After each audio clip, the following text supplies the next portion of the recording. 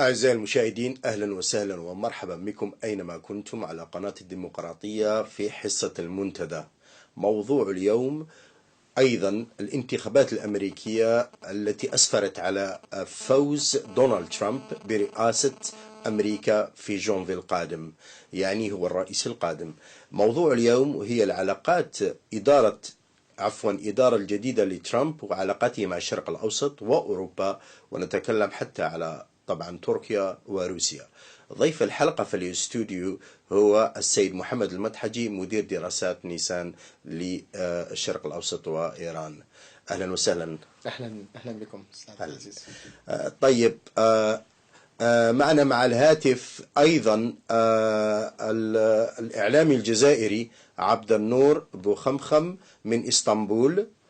أهلا وسهلا. ومعنا أيضا الإعلامي الجزائري رشدي شياح وهو مسؤول عن اللاجئين في ألمانيا، وهو إعلامي جزائري أيضا. أستاذ الكريم، نبدأ الآن. الإدارة الأمريكية الجديدة، ترامب يعني يركز على وزير دفاع سابق الذي يسميه هو بالكلب المسعور، وعلى مدير CIA جديد ووزير خارجية جديد، ويريد بهذا الكثير من الأمريكيين ينظرون إلى هذه الإدارة بخوف شديد. ما رأيكم؟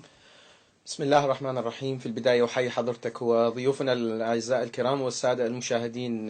بالنسبة لفريق أوباما الذين اختارهم حتى الآن أوباما، إلى حد بعيد يتطابق هذا الاختيار مع السياسات التي أعلنها ترامب خلال فترة الحملة الانتخابية، وأيضا يتطابق مع الصراع هو صراع اللي يبدو محتدم في أروقة صنع القرار الأمريكي حول شكل السياسة الأمريكية، خاصة السياسة الخارجية الأمريكية، وأيضا السياسة التي تتعلق بالشراكة عبر المحيط الهادئ، المحيط الأطلسي، التي تربط الولايات المتحدة بأوروبا منذ أكثر من 60 عاما. كل هذه الحالة أدت إلى شبه انشقاق في أروقة صنع القرار الأمريكي، وخاصة أنه المؤسسات التي تدعم دونالد ترامب تريد التخلي عن سياسة إنشاء الفراغ في منطقة الشرق الأوسط التي تبنتها الإدارات الأمريكية المتلاحقة، وخاصة بعد أحداث 11 سبتمبر 2001، وأدى ذلك إلى توسع الصين باتجاه الغرب، تحديدا منطقة الشرق الأوسط وبحر الأبيض المتوسط. فشل السياسة الخارجية الأمريكية في الشرق الأوسط أدى إلى انتقال هذا الصراع إلى داخل مراكز صنع القرار في الولايات المتحدة. والآن نرى أولئك الذين اختارهم دونالد ترامب لمناصب حساسة زي رئاسة CIA، وأيضا مستشار الأمن القومي الأمريكي الذي هو يلعب دورا كبيرا في صنع هذا المركز وهذا المنصب، والدوائر التي تتعلق بمنصب مستشار الأمن القومي يلعب دورا كبيرا في صنع القرار الأمريكي. كله يظهر أن الولايات المتحدة متجهة إلى الانكفاء على الداخل والتركيز على الاقتصاد، خاصة اقتصاد أمريكا في الداخل، وأيضا إخراج الإسلام السياسي بجميع أطيافه وأشكاله من المشهد. إلى هذه النقطة بعد ذلك. الإعلامي الجزائري عبد النور بوخمخم من إسطنبول. أهلا وسهلا أستاذ بوخمخم. أهلا. كيف الحال أستاذ؟ والله في نعمة الحمد لله، بارك الله فيكم. مباشرة في الموضوع أستاذ، الإدارة الأمريكية الجديدة وعلاقات ترامب مع تركيا، نبدأ لأنك أنت في إسطنبول.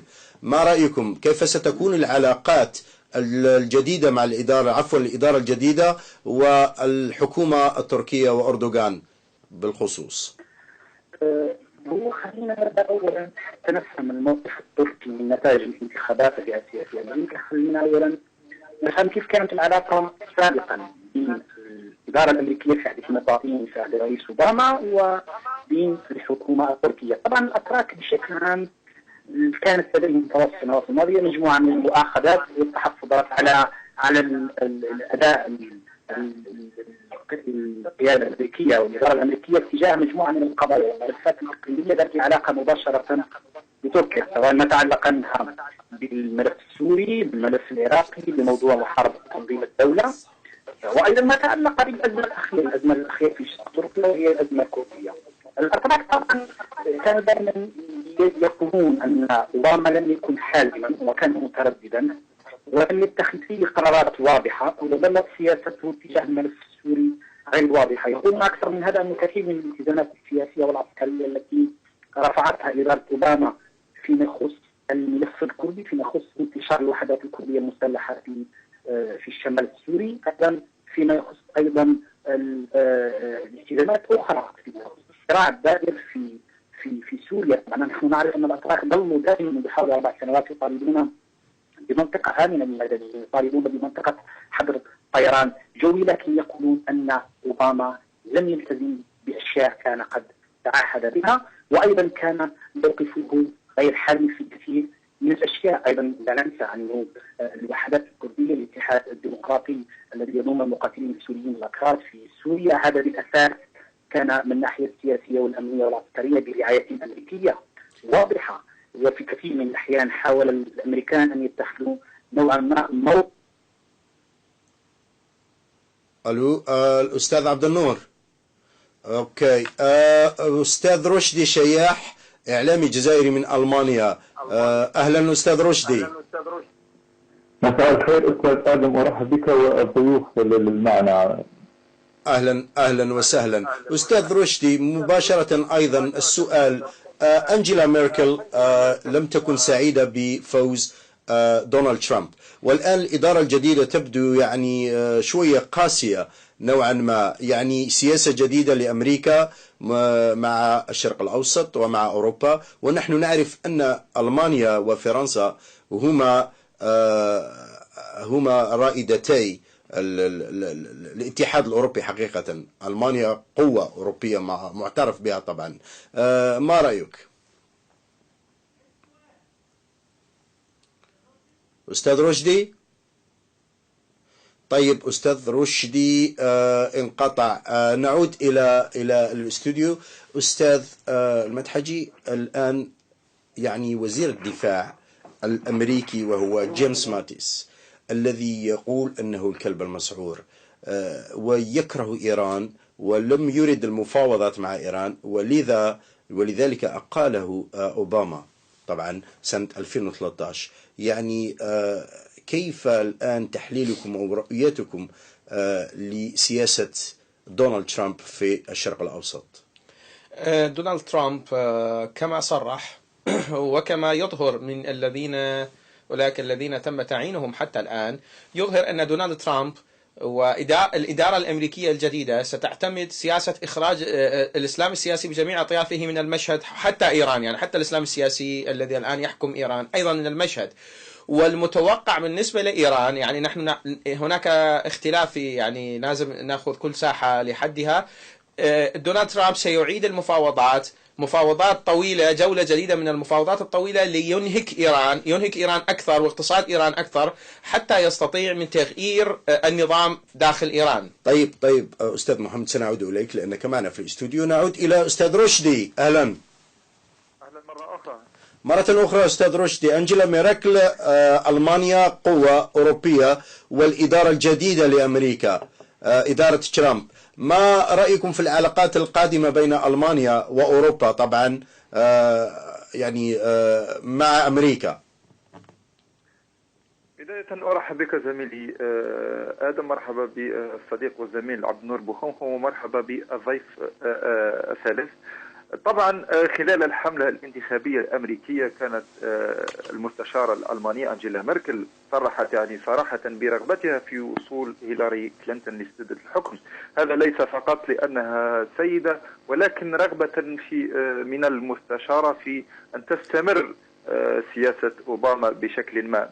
لكن في الحقيقة أن يعني ميركل تتمتع ببراغماتية شديدة وسرعان ما عادت إلى السياسة الواقعية، وهذا ما فعلت حقيقة، حيث كان رد فعلها عندما تم إعلان فوز دونالد ترامب كان احترافيا، قامت بتهنئته وقالت إن فوزه يعود للناخبين الأمريكيين، وبالتالي يجب علينا احترام ذلك والعمل بالقيم التي تعودنا عليها. ووجهت في الحقيقة رسالتين. الرسالة الأولى قالت نريد أن نستمر في الشراكة الألمانية الأمريكية، وألمانيا تمد يدها دائما، لكن وفق شرط حيث الذي تراه أنجيلا ميركل، وهو في الحقيقة الرسالة الثانية التي قالت فيها هذه الشراكة يجب أن تكون بناء على القيم المشتركة بين البلدين، وهي احترام حقوق الإنسان والحريات والديمقراطيات. وهذه في حقيقة الأمر هي رسالة ضمنية لدونالد ترامب نظرا لتصريحاته العنصرية التي كان ينشط بها حملته الانتخابية قبل إعلان فوزه.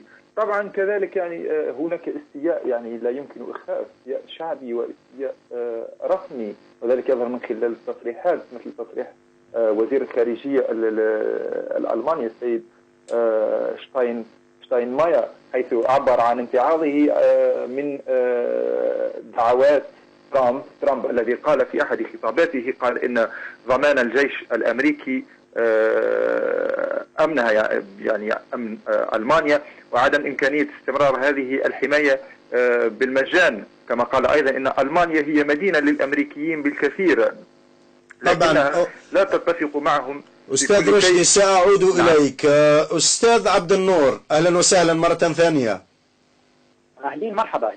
أهلا أستاذ عبد النور. يقال أن دونالد ترامب له علاقات جيدة مع أردوغان، وهذا ويقال أن ابنة دونالد ترامب كانت في اتصال دائم مع الرئيس أردوغان، وكان الأسبوع الفارط حتى. يعني هل ترى أن أردوغان ستكون له علاقات قوية مع أمريكا الآن، وخاصة أنه يلوح من الانسحاب من الاتحاد، طلب الاتحاد يعني الدخول في الاتحاد الأوروبي وكذا؟ نعم، هو كما قلت فيما سبق، هو أنه كان باختصار طبعا هي هذه الملفات الأمنية والسياسية التي لها علاقة مباشرة بالملف السوري، بالملف الكردي، بمحاربة تنظيم الدولة، لها علاقة بالصراع مع نظام بشار الأسد، لها علاقة أيضا بالأحداث السياسية وما تبعها بعد الانقلاب العسكري الفاشل في تركيا. هذه كلها الأتراك يعتقدون وصرحوا بذلك. أستاذ عبد النور سأعود إليك. نعود إلى الاستوديو. أستاذ محمد، الآن هناك يعني اضطراب أوروبي على ماذا سيفعله دونالد ترامب. يعني له إدارة، يعني طبعا كلهم جمهوريين، لكن هناك أمر محير، هو أنه تريث هذه المرة في الكلام على الإدارة. يعني هناك 20 منصب طبعا، ولم يتكلم على كل المناصب. يعني كيف ستكون العلاقات يعني مع العراق، إيران وسوريا؟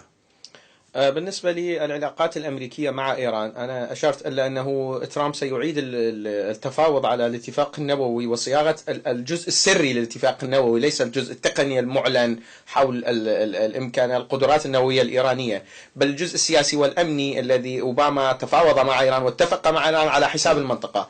هذا سيتغير. الإدارة الأمريكية ستفرض عقوبات جديدة على إيران كما شاهدنا. الكونغرس مدد العقوبات ل10 سنوات أخرى على إيران، وهناك المزيد من العقوبات. ولارجاني رئيس البرلمان الإيراني صرح أن هناك 50 مشروع قرار جديد ضد إيران في الكونغرس سيطرح لاحقا، يعني غير اللي مرروه سيمرروا قرارات أخرى ضد إيران. والولايات المتحدة ستدشن مرحلة جديدة من المفاوضات لتنهك إيران بهدف تغيير النظام الحاكم وتغييره بنظام أكثر اعتدالا، أكثر مرونة بالنسبة للداخل الإيراني وللخارج. أما العراق الموضوع اتضح خاصة أمس قبل يومين. ترامب كان لديه حضور إعلامي وخلفه صورة تشمل رؤساء المنطقة تخلو من الرؤساء العراقيين الذين تلوا الاحتلال 2003. فيها صورة صدام حسين، فيها صورة حافظ الأسد على سبيل المثال، وتخلو من رؤساء العراق الذين تلوا احتلال العراق بعد 2003. والجميع فسرها وعبرها عن تغيير جذري في السياسة الأمريكية تجاه العراق، وصرح بذلك ترامب وقال ما فعله جورج بوش في العراق سبب كارثة للاقتصاد الأمريكي، ويريد أن يعيد الترتيبات في العراق من جديد، ونعلم أن هذه الإعادة ستكون بتغيير الحكومة الحالية في العراق. أما بالنسبة لسوريا، الموضوع في سوريا اتضح خاصة بعد لقاء أمس حصل ما بين ابن ترامب و إحدى زعماء المعارضة السورية التي تدعمها روسيا بالأمس في باريس. وقال ترامب أيضا أنه، يعني ترامب لم يقل، مستشارو ترامب قالوا أن الولايات المتحدة ستتخلى عن مشروع الأكراد في سوريا، طبعا هذا استرضاء لأردوغان وتركيا، لأن تركيا وضعت حدود حمر معينة وصارمة وقالت أنها تلتزم بها، وعلى الولايات المتحدة أن تختار بين الأكراد وتركيا واحدا، وليس لا يمكن جمعهما. هي تركيا كانت هددت بالخروج من حتى الناتو مؤخرا إذا لم توفى شروطها. سأعود إليك أستاذ رشدي. أستاذ رشدي، هل أنت معنا؟ نعم. أستاذ رشدي، أنت مسؤول على اللاجئين السوريين في ألمانيا. طبعا أعطينا فكرة على اللاجئين في ألمانيا، كيف كانت يعني الدخول إلى ألمانيا، ثم يعني السياسة الألمانية في المستقبل مع اللاجئين، والسياسة الأوروبية عامة مع اللاجئين. سؤال جميل جدا ومهم جدا. كان لي يعني لا يخفى على أي مراقب التأثيرات التي تركها فوز ترامب على ألمانيا، وخاصة على اليمين الشعبوي في ألمانيا، وهو المتمثل عموما في حزب البديل الألماني، أو المسمى في ألمانيا اختصارا AfD.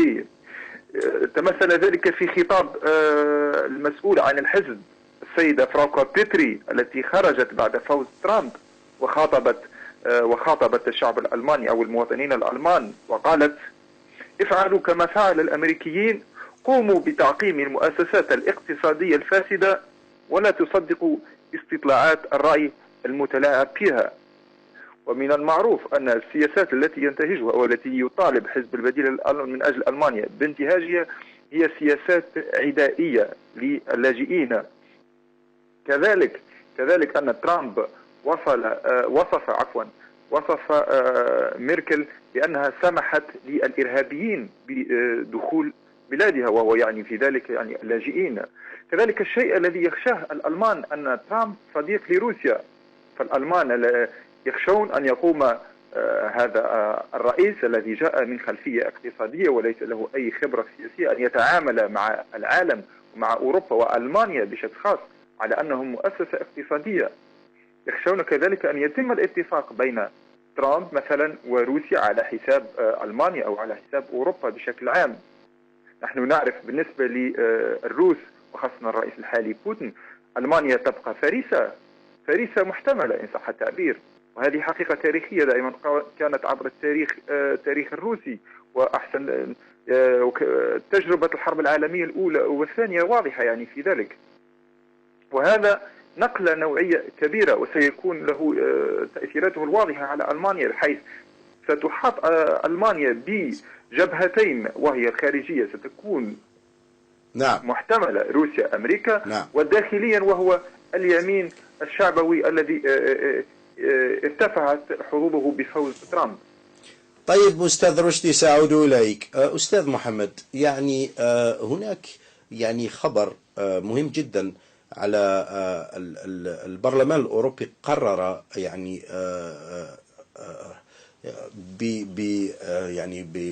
قرر 90 تقريبا 99% كان قرار يعني غريب جدا أن الإعلام الروسي والإعلام الداعشي مرفوض في أوروبا، يعني البروباغندا الإعلامية الروسية.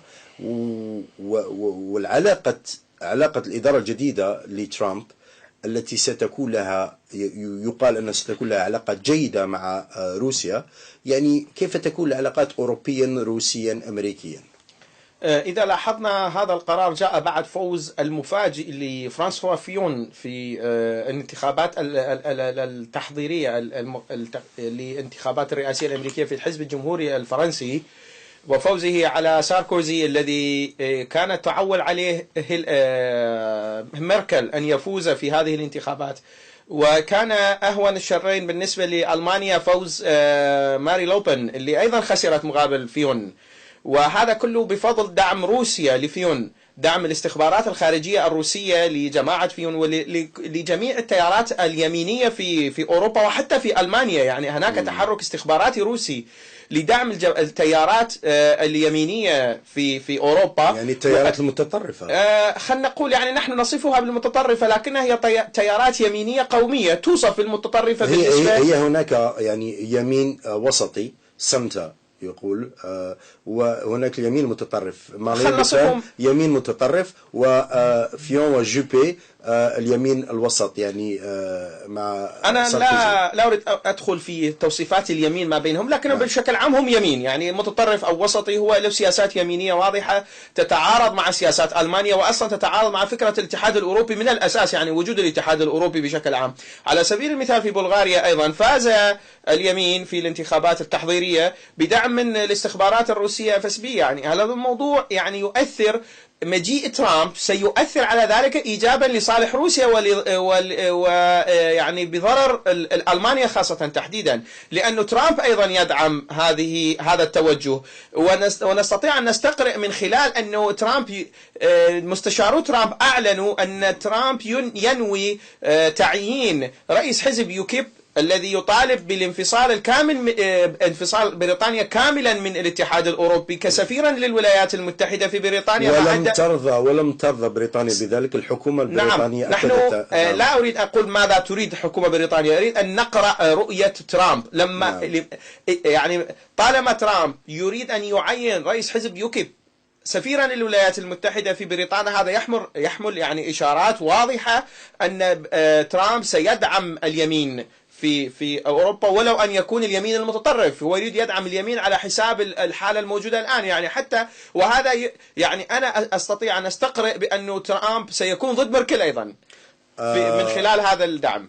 طيب أستاذ رشدي، آخر كلمة قال أنه لا أستبعد أن يكون دونالد ترامب ضد ميركل في ألمانيا، ونعرف أن ميركل هي يعني متفتحة على اللاجئين، متفتحة على الاقتصاد الأوروبي أو الفضاء الأوروبي، وترامب كان مع بريطانيا في الخروج من الاتحاد الأوروبي. كيف ستكون المصادمات بينهما؟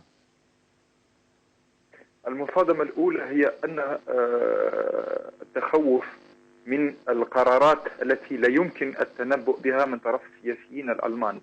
المراقبون والسياسيون الألمان يعتبرون أن القرارات التي سيقوم بها ترامب لا يمكن التنبؤ بها، لأنه لا يملك أي خلفية سياسية. أود هنا أن أشير إلى أن آخر زيارة لأوباما في عهدته الحالية كانت لألمانيا، وفي أثناء تصريحه قال في مؤتمر صحفي، قال: لو كنت مواطنا ألمانيا لا انتخبت أنجيلا ميركل. وبعدها بيوم واحد، يعني هذه الحادثتين متزامنتين، بعدها بيومان أعلنت المستشارة نيتها الترشح للعهدة الرابعة. وهذا في الحقيقة هو دلالة سياسية واضحة اعتبره الكثير من المراقبون هو تسليم المشعل من أوباما إلى ميركل لقيادة الاتحاد الأوروبي وخلفه، لأنهم هناك يعني توجهات ورؤى متقاربة بين أوباما وميركل، وذلك دليل على أنه لا يثق في من سيخلفه في البيت الأبيض.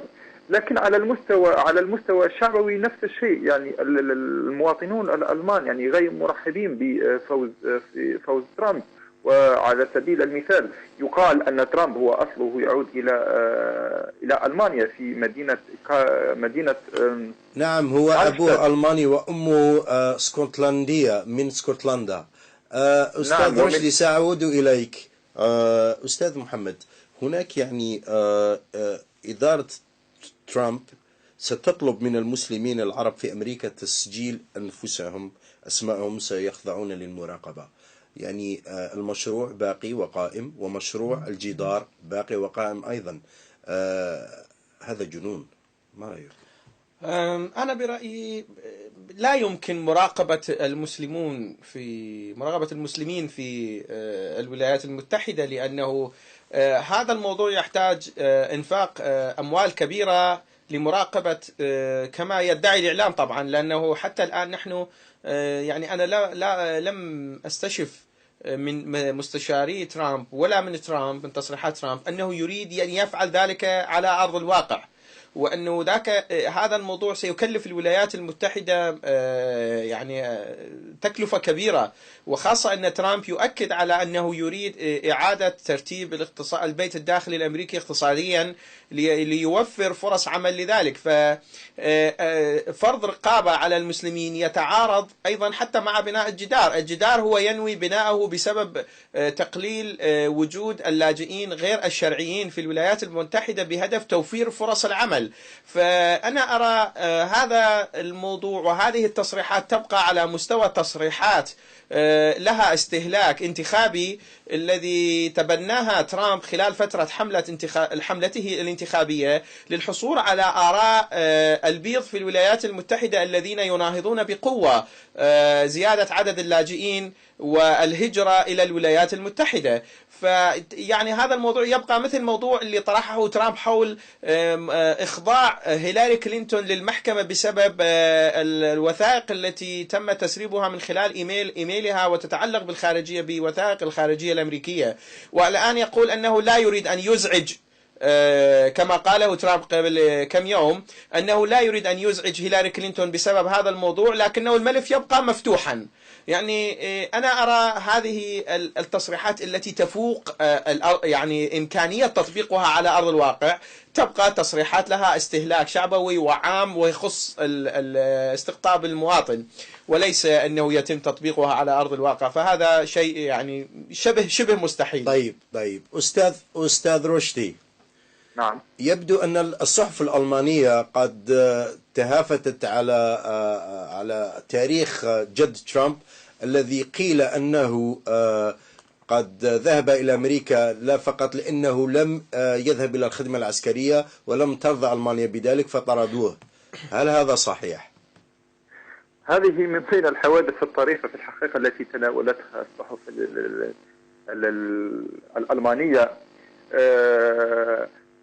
طبعا تناولتها في هذا المستوى، وأشارت أيضا إلى أن يعني من عادة الألمان، من الشعب الألماني من عادته أن يحتفل بأي شخص مشهور ينحدر من أصل ألماني، لكن يبدو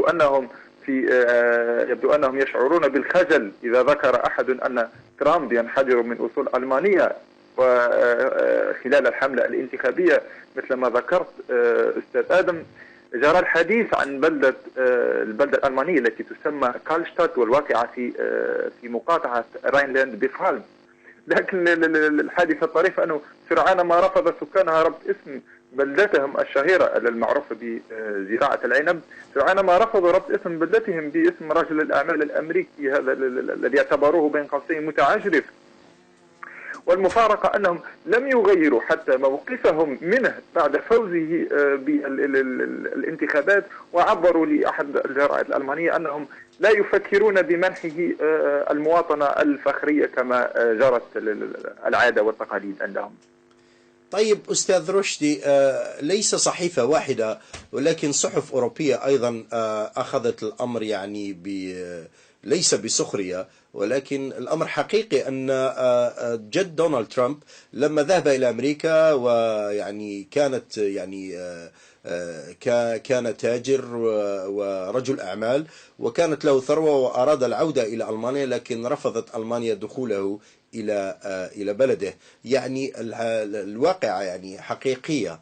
طيب أستاذ رشدي، سؤال مهم جدا، كيف هو يعني مستقبل اللاجئين في ألمانيا مع الحكومة الألمانية وأوروبا؟ أعتقد أن هذا مرتبط طبعا أولا بالانتخابات السنة القادمة في 2017، والتي أعلنت المستشارة الألمانية نيتها للترشح للانتخابات القادمة. طبعا إذا فازت المستشارة الألمانية أنجيلا ميركل مرة أخرى، فلا أعتقد أنه سيكون هناك تأثير تأثير كبير للسياسة الألمانية تجاه اللاجئين، خاصة وأن ألمانيا تحارب هنا أيضا جبهتين، خاصة التهديدات التي أطلقها أردوغان قبل أمس أو بالأمس في تصريحاته، والتي هدد فيها إذا لم تتحرك ألمانيا وتوافق على منح رفع التأشيرة عن المواطنين الأتراك فستكون هناك أمواج جديدة من اللاجئين وسيتركها يعني تغادر تركيا نحو أوروبا وألمانيا طبعا بصفة خاصة. لكن الخوف هنا من صعود اليمين الشعبوي المتمثل في حزب البديل الألماني والذي طيب أستاذ رشدي، أنت كإعلامي قبل أن تكون مسؤول على اللاجئين، يعني كيف ترى الصحف الألمانية أو الإعلام الألماني كيف يغطي الأحداث، يعني اللاجئين، الحروب في الشرق الأوسط وفوز ترامب؟ كيف، هل هناك يعني خوف أو هل هناك أمر آخر؟ الإعلام الألماني دائما يتعامل مع هذه القضايا بحذر. الإعلام الألماني، لأن هناك في الحقيقة في المجتمع الألماني يوجد هناك نسبة معينة من الخوف من اللاجئين، يعني هذا لا يمكن إخفاؤه، لكن دائما يتعامل بحذر ولا يمكن أن يشير إشارة مباشرة يعني الإعلام الألماني يعني أو يتكلم ضد اللاجئين أو يشير إلى مثل هكذا إشارات. طيب سأعود إليك أستاذ محمد. قد سمعنا الأستاذ رشدي يتكلم على عدم رضا أردوغان بما تفعله ألمانيا، وحتى أن الاتحاد الأوروبي رفض دخول تركيا، رفض تام دخول تركيا إلى الفضاء الأوروبي. ويعني وقد تكلم أردوغان عن محاولة تركيا في الدخول في شنغهاي مع روسيا وبلدان أخرى. كيف ستكون الأمور؟ طبعا نحن نعلم أن تركيا أكثر من 3 أو 4 عقود تتفاوض مع الاتحاد الأوروبي للدخول بهذا الاتحاد، والاتحاد يرفض ذلك. فترة ترفض فرنسا، فترة ترفض النمسا، يعني الدور ينتقل، وأطالوها أكثر من 4 أو 5 عقود أو 3 عقود. يعني مشروع القرار اللي تم تمريره مؤخرا هو غير ملزم طبعا، وفيدريكا موغريني أعلنت أنها تعارض هذا القرار، رئيسة السياسة الخارجية الأمريكية. في الواقع هذا القرار غير الملزم هو سيكون ورقة ضغط للاتحاد الأوروبي على تركيا، على أردوغان، ليوقف السياسة القمعية التي يمارسها بحق معارضيه من الأكراد وغير الأكراد. لأوروبا الآن تعارض هذه السياسة، وهناك قمع لحرية الصحافة. لكن إذا كان الأكراد يريدون بلد ويريدون بلد ما بين سوريا وتركيا، أليس لأردوغان يعني له الحق في حماية البلد؟ نعم، هذا احنا لا نختلف عليه. أنا قاعد أنقل وجهة نظر الأوروبية. نعم. ما تقوله أوروبا أن أردوغان يقمع الحريات، أن أردوغان يسجن المعارضين، وهذه ما تقوله ألمانيا والصحف الألمانية والبريطانية والكل الآن يتحدث في أوروبا. يريدون أن يستخدموا ذلك ورقة ضغط على أردوغان ليوقف من تدعمهم أوروبا داخل البيت الداخلي التركي، الذين بعضهم ساهموا في الانقلاب، وبعضهم كانوا مناصرين للانقلاب، وبعضهم يؤيدون الانقلاب. نحن لا نعلم، هذه كما تقوله أوروبا. وأيضا هناك محاولات من قبل الإدارة التركية منذ فترة، منذ أكثر من عام، للتوجه باتجاه الشرق. الاتحاد الأوروبي يريد أن يستخدم هذا القرار غير الملزم للضغط على تركيا حتى لا تتجه شرقا. وأنا أشير إلى تصريح صرحته وزارة الخارجية الأمريكية المتحدث باسم وزارة الدفاع الروسية، أن روسيا مستعدة لبيع منظومة S-400 للصواريخ المتطورة جدا، وهي الأولى في العالم، وروسيا حتى الآن لم تعطيها إلا إلى الصين ولاحقا للهند لحلفائها فقط. والآن تركيا ثالث دولة مرشحة لهذه الصواريخ. فأوروبا الآن تريد تضع ضغطا على تركيا لوقف بعض السياسات الداخلية التي أوروبا تعارضها وتعتبرها يعني تتعارض مع القيم الأوروبية في حرية تعبير الرأي وهذه طيب أستاذ محمد، أنا كنت سألتك السؤال لأني كنت أريد سؤال آخر من ذلك. يعني إذا كان هناك الآن يعني تدهور علاقات أوروبية تركية وذهاب تركيا إلى روسيا والصين وغير ذلك، هناك غموض إذن مع العلاقات الأمريكية التركية. بالأحرى أنا لا أرى إمكانية ذهاب تركيا إلى الشرق حاليا، لا أقول مستقبلا، حاليا لأسباب عديدة. منها أولا تركيا هي عضو في حلف شمال الأطلسي، وثاني قوة بعد الولايات المتحدة في هذا الحلف. ثانيا هناك أكثر من 2000 مليار دولار استثمارات غربية في الاقتصاد التركي تمت خلال السنوات 15 الماضية. يعني إذا تركيا أرادت أن تذهب شرقا، بمعنى آخر تريد أن تتخلى عن 2000 مليار دولار الاستثمارات الغربية في الاقتصاد التركي، منها أمريكية، منها بريطانية، منها ألمانية، مختلفة، ليست فقط دولة معينة بحد ذاتها. فيعني المفروض أن يكون هناك 2000 مليار استثمارات من الشرق، من الصين، لأن روسيا لا تستطيع أن تستثمر هذا المبلغ الطائل، فالصين المرشح أن يستثمر هكذا مبلغ كبير في الاقتصاد التركي.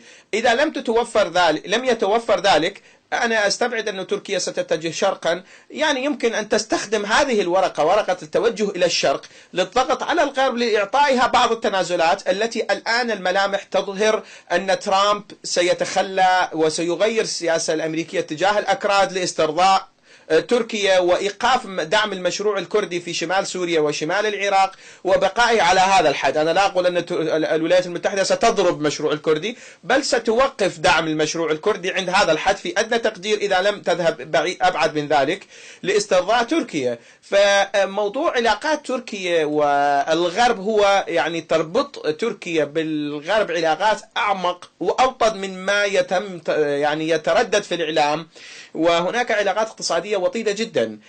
وتغيير هذه العلاقات يحتاج له يعني على أقل شيء 5 سنوات، لأنه نقل 2000 مليار دولار، خروج 2000 مليار دولار من تركيا أمر يعني يفوق الإمكانية يعني. طيب أستاذ رشدي، هي نعرف أن أكثر من 10 ملايين سوري هجروا من سوريا، والكثير من المحللين السياسيين وطبعا السياسيين يقولون أن الخروج السوري يعني 10 ملايين كثير جدا، وهذا أعطى فراغ ومكان لبلدان أخرى لتقسيم سوريا، محاولة تقسيم سوريا. لذلك نعرف أن بعض البلدان لم ترد خروج السوريين إلى كلاجئين لسبب هو الحفاظ على وحدة سوريا.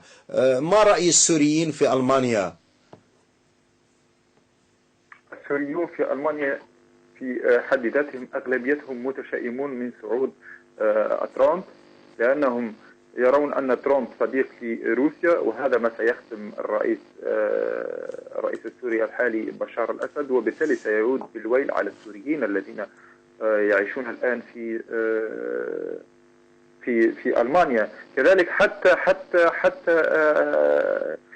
السوريين معظمهم مسلمون الذين لجأوا إلى ألمانيا، وأنا سمعنا ولاحظنا وشاهدنا تصريحات ترامب ضد اللاجئين بصفة عامة والسوريين والمسلمين بصفة خاصة. كذلك مما زاد يعني من الرصيد السيء لترامب، يعني هو موقفه أيضا مثلا من إسرائيل كحليف قوي. كل هذه يعني المعطيات يعني تجعل اللاجئين السوريين والمسلمين بصفة خاصة ينظرون بعين التشاؤم إلى المرحلة القادمة. طيب أستاذ رشدي، السوريون في ألمانيا هل متشائمون أيضا في قضية بقاء الأسد أو ذهابه؟ ماذا يرون؟ نعم، لم أسمع السؤال. السوريون في ألمانيا ماذا يرون في قضية ذهاب أو بقاء الأسد الآن بعد 5 سنين من الحرب والقتل والدمار؟ سؤال كبير ومهم. تفضل.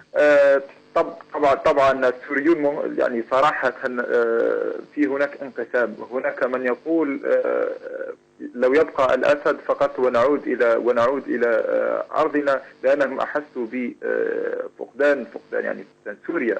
وهناك من يقول لا، الأسد قام بتدمير وتمزيق سوريا وتقديمها على طبق من ذهب لإيران وروسيا وبعض القوى الأخرى الإقليمية، وبالتالي يجب عليه المغادرة.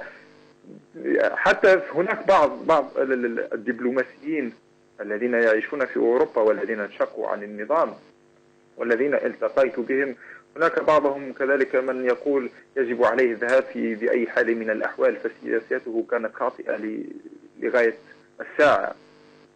طيب أستاذ رشدي، سأعود إليك. أستاذ محمد، هناك السيدة تولسي جابارد، هي نائبة ديمقراطية في أمريكا، ولكن هي معروفة أنها لا تريد ذهاب الأسد، وترامب يريدها في إدارته، يعني ماذا يلوح؟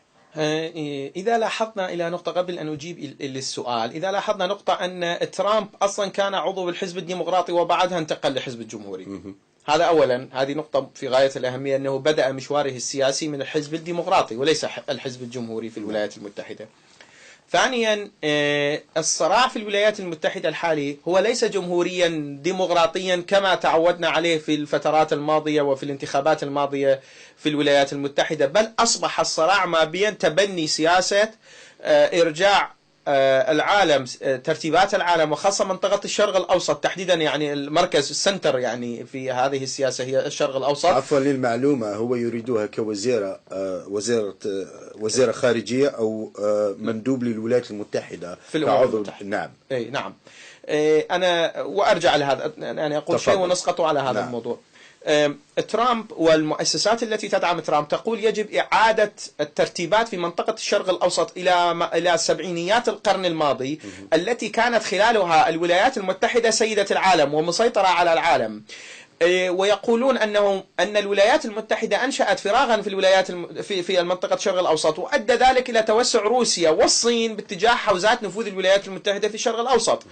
بينما الجانب المقابل ومنهم جمهوريون، على سبيل المثال جورج بوش، الذي عائلة جورج بوش تدعم إنشاء الفراغ في الولايات المتحدة، وهيلاري كلينتون ديمقراطية، يقولون يجب استمرار هذه السياسة وتغيير الخارطة في الشرق الأوسط. يعني عفوا، يعني هناك تشابه كبير بين بوش الأب والابن وهيلاري كلينتون. نعم، هناك يعني وليس تشابه، تطابق كامل في السياسة الخارجية الأمريكية وحتى بعض السياسات الاقتصادية بين هيلاري كلينتون وعائلة بوش.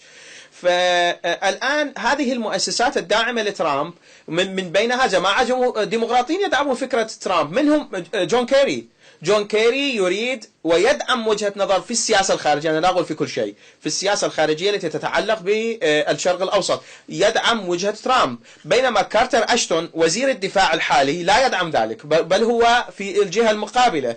فالصراع في الولايات المتحدة ليس جمهوريا ديمقراطيا، بل أصبح صراع حول كيفية السياسة الخارجية الأمريكية في الشرق الأوسط. والآن ترامب صرح صراحة بذلك أنه لا يريد إسقاط بشار الأسد، بل يريد بقاء الأسد من أجل القضاء على عدم الاستقرار في المنطقة، ويرى ذلك في ما يسمونه بداعش والتنظيمات الإرهابية التي تتواجد في المنطقة. طيب أستاذ رشدي، يعني